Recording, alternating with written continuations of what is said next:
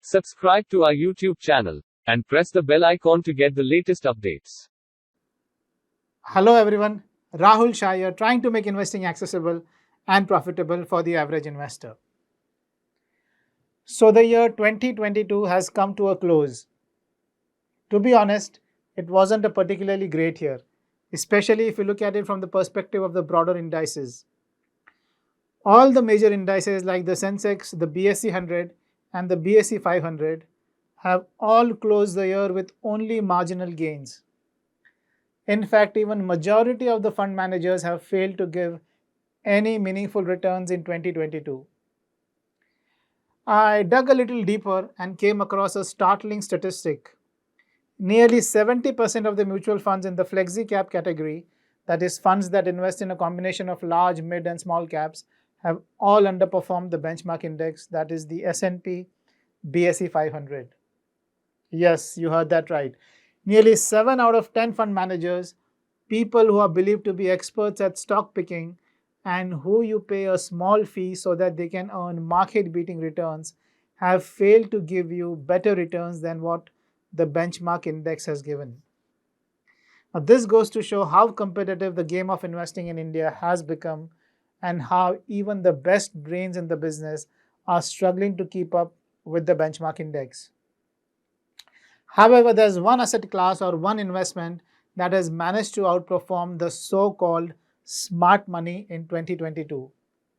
By giving returns in the region of 14%, it has delivered better returns than all the flexi-cap funds whose data is available on Money Control except the top 3.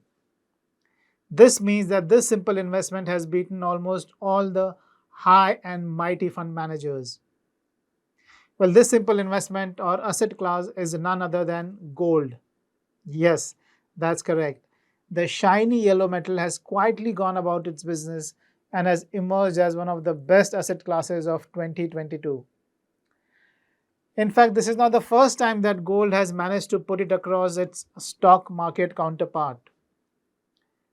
If the data in this table is anything to go by, gold has managed to outperform the Sensex both in the short term as well as the long term. Except over the last 10-year period, gold has done better than the Sensex over a 1-year, 5-year and 15-year periods. I know what you're thinking. Comparisons of two asset classes over multi-year periods is a function of the start and end dates. And if you change the start and end dates, there's a strong chance the results may not be in favor of gold. They could favor Sensex more than gold. Well, I agree. It's quite possible that if you change the dates, the results may also change. However, there is no denying that gold has done well historically and has given a tough competition to the Sensex. Therefore, gold has made a strong case of being included in an investor's long-term portfolio. However, there's one small problem. You see, we pride ourselves on being called value investors. We are from the Ben Graham and Warren Buffett school of thought, and as value investors, gold is not really an investment for us. An investment for value investors is something that has earnings or assets and is something that can be valued. It should have an intrinsic value. Gold, on the other hand, neither produces earnings nor does it have an intrinsic value of its own. Put differently, gold is difficult to value. And I think this is the big reason almost all the value investors stay away from gold. However, I know of one value investor, one famous value investor who swears by gold and who considers gold an integral part of his portfolio. The gentleman under discussion is none other than French value investor Jean-Marie Evelard. Now, Jean-Marie Evelard has hung up his boots and has retired from his job as a fund manager. However, the funds that he used to manage still consider gold as an important investment. Now, mind you, these are value funds inspired heavily by the principles of Ben Graham and Warren Buffett, and still they have sizable investments in the yellow metal gold. In fact, I came across a 2021 interview of the fund managers at the firm where Jean-Marie Evelard used to work, and they admitted to having as much as 14% of the fund under the management in gold and gold related assets. Now, 14% is quite a lot in my view and points to the confidence they have in the safe haven property of the yellow metal. According to them, gold is certainly more volatile than cash, but it has certainly given good returns over the long term. I believe this is also the case in India as well, where gold has exhibited more volatility than cash, but it has performed really well over the long term. Therefore, the question is, should we value investors allocate a good percentage of a portfolio to gold given how well it has performed in the past? And if the answer is yes, how much of one's portfolio should actually be allocated to the yellow metal? Now, I'm of the view that if at all you want to make gold an important constituent of your portfolio, the allocation should not exceed 25%. Yes, that's right. You should not have more than 1/4 of your portfolio in gold, in my view. Now, I don't have a scientific reply as to why gold should be 25% and not more or not less. It's just that based on experience, 25% feels like the right number. It is not so low that it can't protect you against a big stock market crash. And it is not so high that it prevents you from taking advantage of the long-term India growth story. In fact, let us do a small exercise here. I hope you remember my YouTube video from about 3 weeks ago where I shared a 20 stock watch list for a rewarding 2023.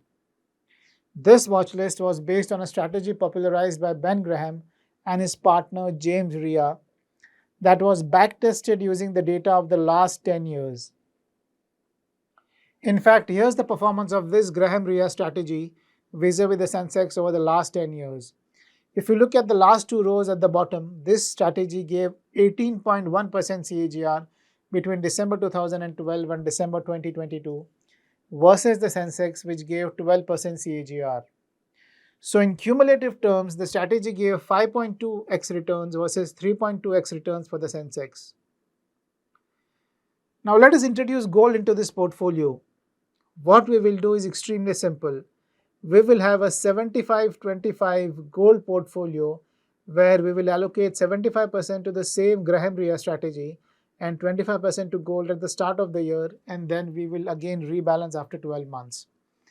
So if after 12 months gold becomes 30% and this Graham-Rea strategy is 70%, we will bring gold back to 25% and the strategy back to 75%. So in this way, we will keep rebalancing every year. Now we did this to see whether gold enhances the performance of the portfolio or diminishes it. Well, the results are there on your screens right now. Making gold 25% of the portfolio has proved to be a bit of a dampener. It has done slightly worse than the Graham-Rea strategy, which is 100% stocks and no gold.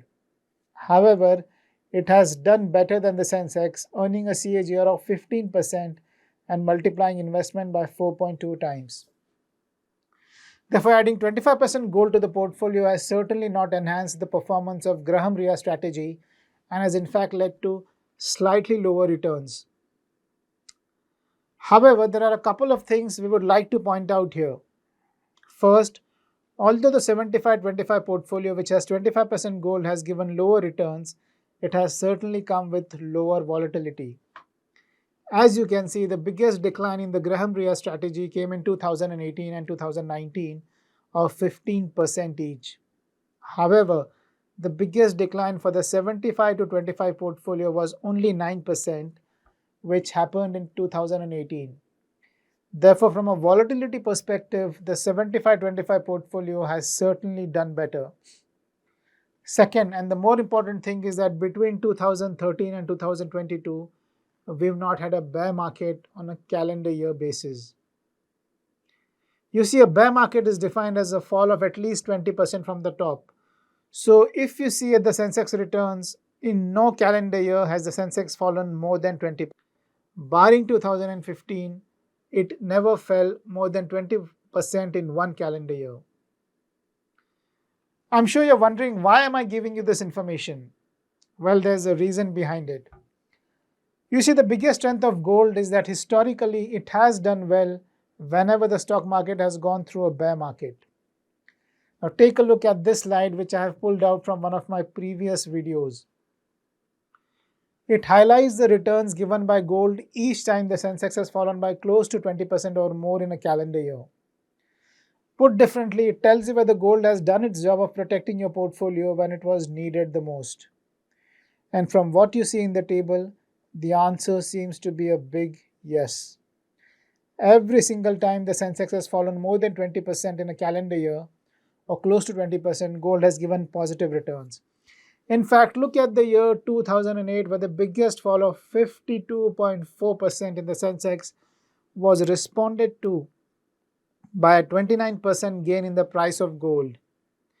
Gold did really prove to be a very effective hedge against the devastating market crash of 2008. Therefore, although gold has proven to be a drag on the performance of the Graham-Rhea strategy, a big part of the reason is that we haven't seen a brutal bear market in the last 10 years. And if historical data is any indication, gold's value really comes to the fore when the Sensex falls by more than 20%. Then it provides a great cushion and prevents your portfolio from getting severely damaged. Therefore, gold has certainly made a strong case to be included in an investor's long-term portfolio to the tune of at least 25%. What do you think? After looking at the gold's performance in 2022 and also during the years when the market have crashed, are you ready to make gold a big part of your portfolio? Well, if you ask me, my answer would be that it depends. If you are someone who's already made a lot of money from stocks and for whom low volatility matters more than high returns, then gold needs to be given a serious consideration. However, if you're still young and just starting out and want to earn higher returns and not worry too much about the volatility, then you can stick to a market beating strategy like the Graham-Rhea strategy I discussed a few weeks back. So it's all about one's long-term goals and the time horizon that one has. If the goal is slightly lower returns with lower volatility, then gold can play a very important role. However, if the goal is to earn huge market beating returns, then gold can be ignored for now. I hope I have been able to make sense here. This brings me to the end of this video. Hope you liked it. Kindly share your thoughts through likes and comments, and I'll see you again next time. Goodbye and take care.